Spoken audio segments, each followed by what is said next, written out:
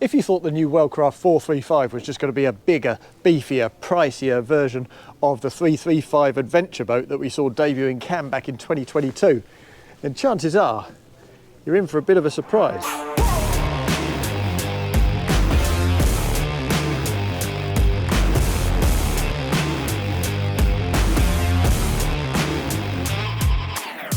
Before we get behind the wheel though, it's just worth a quick look to compare how this 455 relates to the smaller 355, because of course in aesthetic terms it's very similar, and that's a good thing. It's a very attractive boat. We've got that plumb bow, we've got those walk around decks, narrower on the port side, broader on the starboard side, to factor in extra volume in that pilot house. And the pilot house itself, very large, nice commercial style reverse screen there, very attractive hull angles as well, on the whole sides I should say.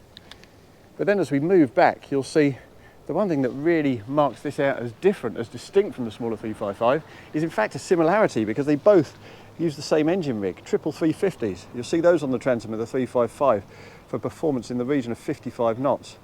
You'll see them here on this boat, in spite of the fact that it's 1 foot 8 inches wider, 5 feet longer, 4 metric tons heavier. The same engine rig for around about 40, 41 knots. And that, of course, is the difference. If you're a very active, youthful, high performance style of adventurer, then you go for the 355. If you want something a little bit more mature, a bit more refined, a bit more comfortable, a bit more spacious, then you go for this, the new 435. The helm position on this new 435 is a bit of a treat. There's plenty of space for 2 people, and we get individual bolsters here too, so that's very useful. As I say, we've got this side door, gives you direct access onto that broader starboard side deck. Plenty of tying off points. There's a cleat, sunken cleat just here on the gunnel top, and we also have a little side door for access into pontoon, so it's really practical from that perspective. We also got a couple of 16-inch plotters up here. One of those has access to that aft camera, so when you're looking aft you can't quite see your outboards because you've got that stern bench in the centre, so it's quite handy when you come in stern to in a Mediterranean marina just to have a picture of what's going on behind you directly in front of you here. It's nicely arranged apart from that. There's plenty of space. It doesn't feel at all cluttered. It feels quite masculine, quite potent, quite modern. Switch gear on the left-hand side with your bow thruster. On the right-hand side by the throttles we've got our zip weight controls and our joystick control as well. The wheel is adjustable. We also got a foot brace down here which is very comfortable, and we do have these little fold-down platforms as well. I've perched myself on one of those. We do have a sunroof, but in order to take advantage of that and look over the top you need to be about 8'6". So I assume this is simply for shorter people to become more comfortable at the helm. But either way, visibility all round is fantastic. That reverse screen that starts a good way forward of the console takes those relatively thick stanchions further from your eye line, so views all round are really impressive. But of course what we want to do here is not chat about the helm, we want to get her underway. As I say, she's got triple 350s on the transom, and that's the same as the smaller boat, the same as the 355, which is a 55 knot boat. We're not expecting that here today, because this is altogether a more mature and grown-up sort of platform. So we'll trim her in. We've got her on single lever. We've got control of the leg angles. We've also got control of the tabs. All the automatic settings have been taken off. So we'll see how she goes. There's plenty of grip. We're spinning nice big props on this boat here today. So pickup is rapid, already passing 21 knots. And we've got pretty benign conditions here today. Maybe 1 or 2 foot rollers just easing in very gently. And I have to say, right from the off, the natural trim of this boat does feel quite good. But you do have to actually actively manipulate that trim. We noticed yesterday, if you're running at the top end without doing anything with the tabs, without doing anything with the leg angles, well, you get about 36 knots out of this boat. Start lifting those legs and freeing up that helm, and things get better. Right up to around about 41 and a half knots. A good 5 knot extra on the top end, and of course that reflects in the fuel economy too. You just let the boat run naturally without actually actively driving it, without actively controlling the leg angles and the trim, and you'll see around about 7 litres per nautical mile at 20 knots. Free up that hull again with the leg angles, and that reduces to 5 litres per nautical mile. Now we've got nearly 1,300 litres of fuel capacity here, So a usable volume of just in excess of 1,000 litres. So of course you've got a 200-mile range at 20 knots. And even if you increase that to 30 knots, well, you're still seeing less than 6 litres per nautical mile. So you've still got a good usable 170 nautical mile range, which is bang on for a boat like this. Now let's get her up to pace a little bit more and we'll have a bit of a play. Because although she's only a 41 knot boat, not a 55 knot boat like the high performance 355, well, she's certainly still got the posturing of a proper sports boat, as you'll see when I heel her into a turn. We'll go to starboard first, trim her in and ease her around. There's loads of grip, both from the hull and from those props. Loads of heel as well, and it's a nice settled turn. You don't find yourself correcting and recorrecting. It's a very easy boat to drive. And it's a relatively soft boat to drive too. I mean, obviously we don't have much in the way of sea conditions to contend with here today, but of course the fact that it's a 40 knot boat and not a 55 knot boat naturally makes it feel like a softer, drier ride. And actually it's worth noting, when we close up all the doors and windows here, the refinement is on another level too. It actually knocks between 10 and 18 decibels off our sound readings here at the Helm. So if you want to be using this boat for long cruising passages, it's definitely a better choice than the smaller 355. It's also quite interesting that we have a 20-degree dead rise here, also relatively fine entries forward, as you can see, even when she's sitting alongside. So it is innately a relatively soft riding boat, and as I say, it's very easy to control the trim. You can really dip that nose and run on the plane at relatively low speeds, right down to around about 11 knots. And apparently, according to the guys here, if you fill up that water tank, which is positioned in the bow, that's another 250 litres, so 250 kilos of additional weight. Well, that will add another knot to your top end, taking you up to around about 42. While we're at the helm, another thing worthy of mention is the wheel itself. Now, I've talked about the switchgear down to your left-hand side, and that's fine. But obviously when you reach over with your left hand, well, actually I've just done it. You naturally take your right hand from the throttles onto the wheel. That's not ideal when you're at sea, and neither is taking your eyes off the water. So the essential switchgear is also right here on the hub at the centre of the wheel. On the right-hand side, we've got controls for your media, for your music, for selecting your track and increasing the volume and so on. On the left-hand side, so you can keep your right hand on those throttles and your eyes on the water, we've got the basic essentials. We've got the horn, we've got the lights, we've got the washers, and we've got the windscreen wipers, and that is a really thoughtful touch. Now, before we look into the details of the cockpit and the saloon and the lower accommodation, let's have a look at these side decks, because there was a bit of a bugbear of mine on the smaller boat that the port side deck was a little too narrow to be usable, particularly as the roof jutted out into that space. We'll start from the starboard side deck though, because this is nice. 3 engines, 3 fuel tanks, 3 fillers, all together in a nice little drain trough, so you're not going to damage your deck, slip about, and you don't have to trail pipes over your boat. You can get it all done at the same time. 1 step up, there's another 3 steps up further forward, good grab rail up top, and this rail on the side comes right up to hip level. That's a pretty good height, that. It does indeed feel secure, and as these steps go up, of course, the rail goes up in tandem with that, so it remains secure right to the bow. Good size of skipper's side door here to access the side deck, and a little window on the other side with decent access to a cleat, so you can, in principle at least, reach through there if you come in alongside a pontoon port side too. Up we go onto the foredeck. It wraps its way around here, a little trough, so you can sit a couple of people forward, another 2 or 3 people potentially just here, and there's a little table bracket there built into the fiberglass, so you can sit 4 or 5 people here for a nice lunch. There's decent space down here too. It's not too cramped at all, but of course this dip in deck level does have implications down in that forward cabin, as we'll see a little later on. And here is this port side deck, again relatively narrow. If I plant my foot here, you'll see it's barely wider than my foot, but there is a decent little tow rail there, and as I say, the rails externally here, the peripheral guardrails, are pretty pronounced. Again though, as we go down here, you'll see that the roof line comes out, it juts out a good few inches into your path, so it does push your hip out a little, but there is a decent guardrail on the rooftop and the guardrail down by your shin here. There's that cleat just outboard of the side deck so it doesn't create a trip hazard, and there's the side window to access that. It's as we get further aft that things become particularly difficult, because you'll see the guardrail unites with the roof. The roof comes a little further out, and down on the deck, if you look there, the side deck itself narrows again. So this aft section is a little bit hazardous, particularly as that rail down here, as I say, only comes up to your shin. So you really do have to squeeze around here, holding on to whatever you can get hold of, kind of crouching and hugging the rooftop before you get down into the cockpit.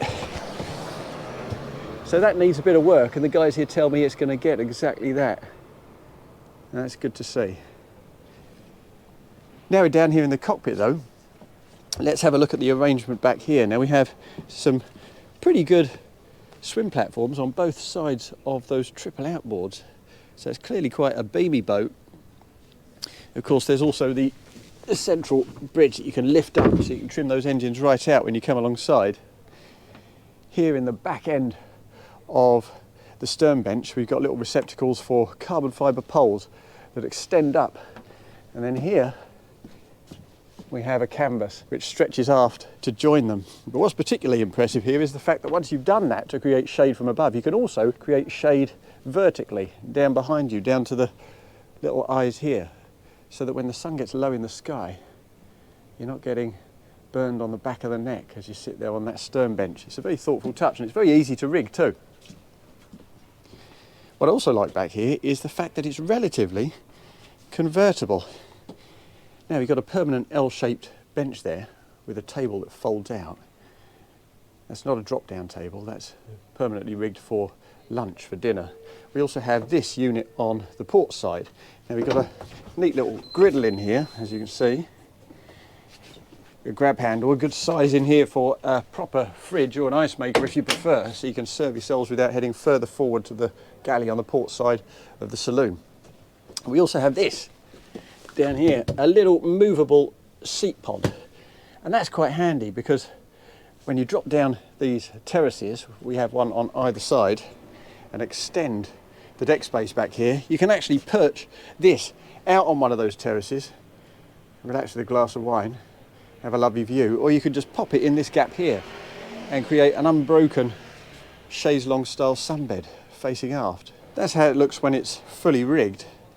It's quite an attractive feature, but I haven't just moved that to show you how it looks. I've also moved that because I want to get under this hatch down into the deck space. Now, it's manually operated. We just lift that straight up. Good strong ram keeps it there. And the size of the compartment in here is pretty substantial. We have a generator here, as you can see. It's quite a high-spec boat. And beneath that, we've got a space that's designed specifically to house a seakeeper, should you want one. There's also a good storage trough just here. As you can see, they're the carbon fibre poles. That's not just a coating or a wrap on aluminium. That's authentic carbon fibre, so they're very easy to handle.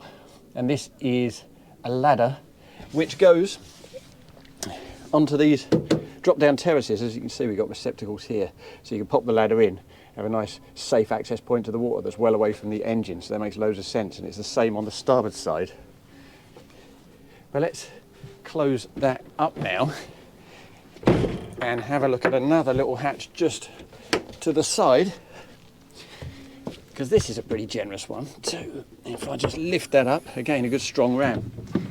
Good size, that, really good size, nice regular shape too, and it's drained. So there's plenty of storage back here in the cockpit. What we really want to do is stop looking at the storage and head forward into the saloon to see what kind of luxuries it provides. And it's pretty good, I have to say. As you can see, we've got this little section here. This is a two-handed job, I'm afraid, so I have to put you down for a second. Once I've released the catches, up that swings, integrates a little better with that cockpit. It's a nice big aperture, actually. It's nicely done, that. And here on the port side, well, here's our galley. It's the same kind of setup as on the smaller 355, but obviously a more substantial galley. And pretty much everything you can see here is standard. So it is quite a high-spec boat, but it's not substantially specced up over the standard package, just bits and bobs here and there. Again, in common with the 355, this galley butts straight up against the co-pilot seat. And on that smaller 355, this co-pilot seat here is pretty much unusably small. Well, this one, though a slight improvement, is pretty much the same. And if you use your bolster, you can perch yourself up there with your feet on here, but then your head gets a little too high. It's a nicely placed grab handle, but for visibility, your eye line's kind of up here, which is not perfect. If you pop this down instead and take a seat, well, your knees butt up against here, and that's exactly why they've used a little bit of cushioned lining against the console there. So that is imperfect. On a boat that's wider, longer, I'd hope they'd do more with this, and they haven't.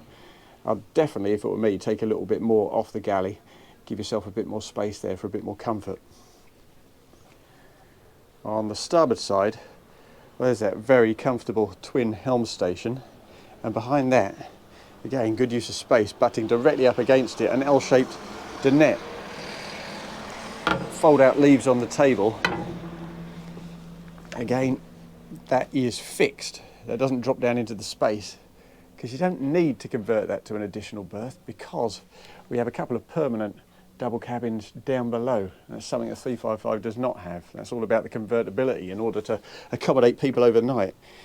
And this is another way in which this larger boat is just a bit more comfortable for committed cruisers. There's also an additional seat pod just tucked away here, quite snugly in fact. You've got to give it some elbow grease to get it out, just beneath the helm seat. So if you've got extra people coming for dinner or lunch, you can just swing that out into the companionway. Combine that with the additional seat pod from the cockpit, and you've got easy space, I would say, for 5 or 6 people in the sheltered, climate-controlled serenity of this pilot house. Another handy element, both for cruisers and day boaters, is the high-level storage. Right along here at the back end, on both sides. It doesn't substantially get in your way in terms of visibility. It provides lots of extra volume. And if we look up above, this is handy too. Now we've got skylight here and a big opening sunroof forward. But we also have, where are they? Shades that you can bring over to protect yourself from the midday sun. You can either fully block it out, or you can just shade it a little. So it's a really easy way to generate the kind of atmosphere, the kind of environment you want in here. And if we move further forward and head down those steps to the accommodation, well, again, this is pretty good. On most boats of this scale, you would expect a wide open plan sort of environment. Here we've got proper bulkheads, so it's much more private, much more practical for cruising. In the V of the bow, here's our owner's cabin. Quite nicely lit. I should point out that these are optional linens. They're very plush, very luxurious. This is the premium package. There are little changing seats. One on that starboard side. On the port side, we've got a full-length mirror, which presumably conceals some hanging storage. Yes, it does, and a little shelf. And back over on the starboard side, we have access to the heads compartment, which is a pretty good space. The door fixes itself with a magnet to the bulkhead to stay out of the way. You know, we've got a proper separate shower with a little seat down below so you can relax. Decent size of toilet and a really decent size of window. If I pop in, you'll see that headroom's pretty substantial too. You don't necessarily expect that. It certainly doesn't feel like a pinch point in any way. And we've got a good, well, virtually full-length mirror as well. It's an impressive space on a boat of this scale. But this boat is not just about the owner. If we spin around and face aft, well, on the port side, we've got an additional heads compartment. This, of course, operates as your day heads. And it's a similar kind of scale to the ensuite facilities for that owner's cabin. It's very good indeed. Again, a good size of mirror, plenty of natural light, a separate shower compartment, once again with a seat. Slightly different sort of layout because it's a slightly smaller footprint, but not substantially so. It certainly doesn't feel like a compromise. It's a very impressive day heads.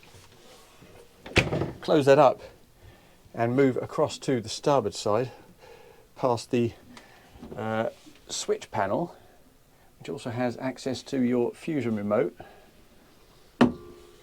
And we take a couple of steps down so we can get beneath that saloon deck. As you do so, well, there should probably be a panel on here, but this is access to the wiring on the back of the dash, there's also a little opening window so you can see out into the saloon, give you a bit more natural light. And as you take a step down here, well, you probably don't necessarily expect that. Really big settee on the starboard side. An even bigger bed back here than in the bow cabin, not tapered in any way at all. So wide, in fact, it looks almost square. Relatively low profile windows, but very long and panoramic.